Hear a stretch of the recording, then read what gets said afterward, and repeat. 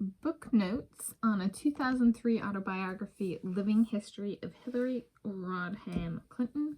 She chose the book name. This is a 2003 book. I am filming this Sunday, 15 September 2024, so over 20 years later. And this is my own personal copy. Yes, I'm Tanis Leonhardi. She, her, hers is Seattle. And I'm just going to go through... So I bought this closer to when it came out. Or a whole lot closer. And let's see. This is just going to be going through the construction and design. Because people are like, read it, do a notes video on it. And I'm like, well, I have multiple types of notes, technically, for books. So I'll do books. Let's start with the construction and design, because it is a hefty autobiography, right? She didn't pay somebody to write a book about her. She wrote about herself. And it is a, like, quote unquote, true book. So I thought it'd be a good one to put in a video. So that's the introduction. Book notes, including construction and design. She has a picture of herself on the front and then collage of her and her family on the back, which is kind of fun. The pages are probably some of the densest pages in terms of content I have ever seen in an autobiography / biography. And she wrote it all herself. No ghostwriter, no nothing. So there's like, it's full text, and there's very little spacing, and it's smaller text. And oh look, there was a shutdown. What?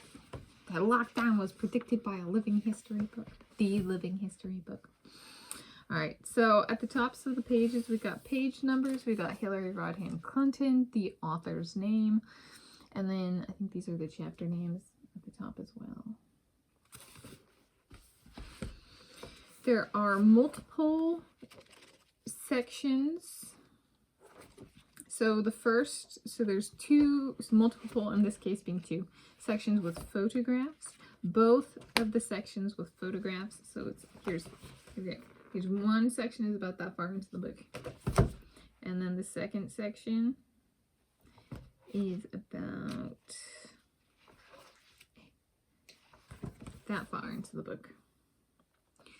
And they are grayscale pictures. And so the names of the chapters, like here's one, Dare to Compete. You know, this might have spurred the hyper-competitive culture of today's sports. It's entirely possible and entirely in line with the chronology of how things have turned out.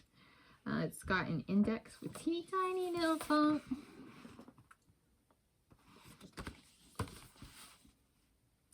We have a table of contents. Okay, publisher is Simon and Schuster. Table of contents.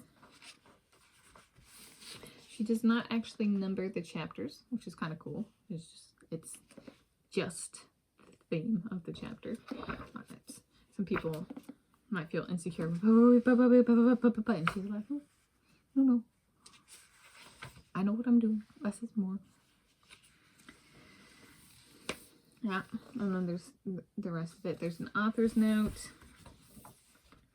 It's beautiful, beautiful pages. They're a little bit thinner. Oh, how many pages is it? You're like, why aren't you reading it?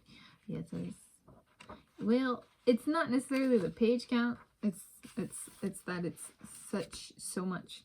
Right, it's 562 pages. Hey, look at this. 562 pages. This is a real book, you guys. Not only that, it's a real book written by the person themselves. This is not like, you know, yeah. It's a one-of-a-kind book to this day. With all the books I've been reading that have been, you know, since 2003. It is still a standout. I haven't seen a cover of a book as tastefully done either, or like the design. This is like, I'm proud to own this book. This is my own personal copy. So, in conclusion, I hope this is short and sweet. This is a long and sweet book. But I was like, people want me to say something about it. And I was like, well then, we'll just talk through construction and design, or including construction and design. So there we go. It's book notes on a 2003 autobiography, living history of Hillary Rodham Clinton. Oh, make it relevant for my election voting playlist. Yes. I voted for her for President of the United States of America in 2016, and in 2020 I voted for her as my vice presidential running mate in the Boston Tea Party with the Western gray squirrel as the mascot, blood red color. Right. She predicted it, right? It's a red binding. She was my vice presidential running mate. So there we go. Yeah,